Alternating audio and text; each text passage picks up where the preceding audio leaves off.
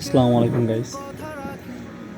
আজকে আপনার গেছিলাম কলোরার ভিতরে, কলোরা রেখে তালার ভিতরে আর কি। তো এক ভাইয়ের সাথে গিয়েছিলাম, ভাই বাইরে যাবে। তো উনি যার মাধ্যমে যাইতেছে বাইরে, তো তার সাথে কথা বলতে গেছিলাম। তো রোডটা অনেক সুন্দর, দুই সাইডে নারকেল গাছ প্লাস সবুজ প্রাকৃতিক দৃশ্য। তো বাইক উনি চালাচ্ছিল, পেছনে আমি ছিলাম। তো ভাবলাম একটু ভিডিও করি, আমার আইডিতে পোস্ট করব আর কি। তো দেন রাস্তাটা অনেক সুন্দর।